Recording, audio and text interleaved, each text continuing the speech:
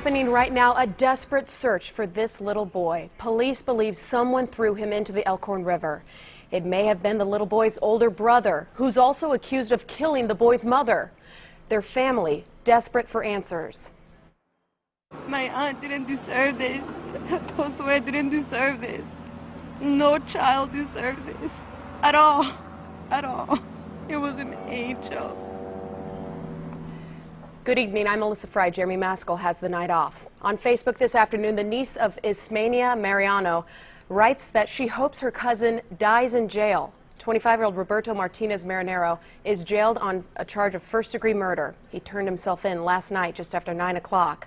The family says Roberto's aunt, the sister of the victim, Jesus Ismenia Marinero, went with Roberto to the jail, where Roberto allegedly told police that he was involved in the death of his mother. Police say they are seeking no one else in her death. Police have reason to believe, though, that 5-year-old Josue Ramirez-Marinero was thrown into the Elkhorn River near Highway 275 and 229th Street. He has not been found. KETV News Watch 7 was there as officers spent the day searching Roberto's home near 22nd and Poppleton, bringing out bags. The investigation now spans from West Omaha to South Omaha to La Vista, where 11-month-old Angel Ramirez-Marinero was found alive Wednesday in a dumpster. Everyone from local law enforcement to state and federal agents are on this case. KETV News Watch 7's Nicole Goodrich is live with the search along the Elkhorn River, but we begin with Alexandra Stone following the investigation. This home near 22nd and Poppleton is where Roberto Martinez-Marinero was living. Today, Martinez-Marinero booked for murdering his mother. His family saying they hope he stays in jail. And he deserves to pay for this. And I hope he pays. And I'm pretty sure he's gonna die lonely. Family members speaking out against Roberto Martinez-Marinero after he turns himself in for involvement in his own mother's murder. Police say they also have reason to believe he threw 5-year-old Josue Ramirez-Marinero into the Elkhorn River. The family emotional at the scene of the search Friday. My mom told the cops, why no news on Wednesday, not until they found Angel. Why?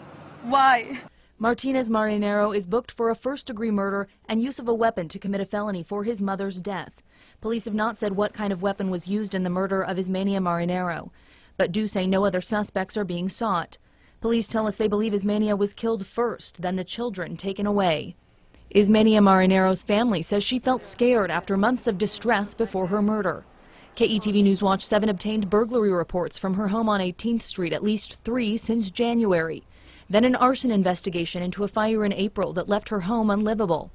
Ismenia Marinero moved in with family on 48th Avenue after the fire. But her coworker from ConAgra dropping off food for the family Friday says Marinero's car window was just recently broken out while she was at work. The coworker Trinidad Castro had no idea what was to come. I didn't even know any of this she was going through. I just wish I would have known sooner, and could have helped her.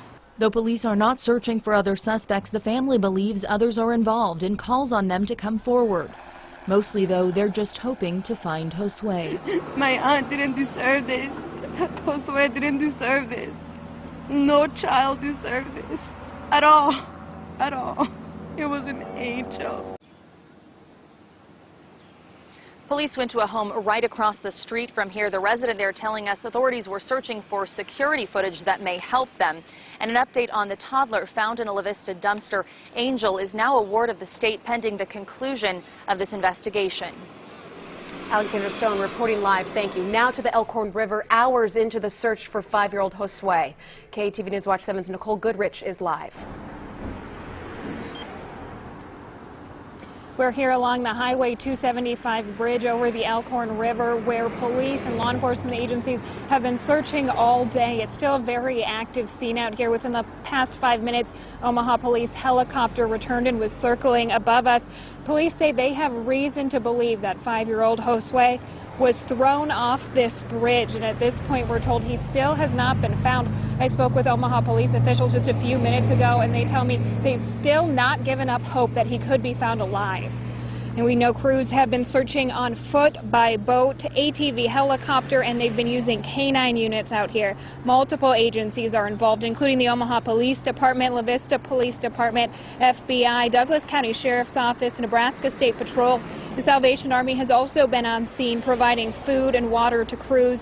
The search area stretches along the river from Dodge to Harrison, and officials tell us it's an incredibly difficult search. Part of that is the emotional impact of what's happening today, and the river is also at a different level than it was just a few days ago, making things more difficult, and there's a large amount of trees and brush. The United States ATV Search and Rescue Team is helping to be able to reach those tough spots. We're traveling through deep water and over tree limbs, and we can get in where it's really tough to on foot. Now, I just spoke with police again, and they tell me there has not been any decision made at this point about when and if they would call off the search tonight. Anyone who wants to help out or donate food to search crews can contact the Salvation Army. Back to you. All right, Nicole Goodrich reporting live. Thank you. Now, tonight there is a vigil for the family. It's going to be at the place where authorities found Ismenia's body at 4th and Cedar. It begins at 8 o'clock. Now, Jesus Ismenia-Marinero worked at ConAgra. The company sent us this statement, quote, "The ConAgra Foods family is deeply saddened by the loss of our friend and co-worker, Jesus Ismenia-Marinero. She was a valued member of our Council Bluffs team. We extend our deepest sympathies to all who knew and loved her," end quote. Now, we will continue to follow this case 24/7 on our website, KETV.com, and our free KETV app. You can take a closer look at the timeline, the investigation, and who's involved. And if there are any new developments, you can count on more complete coverage.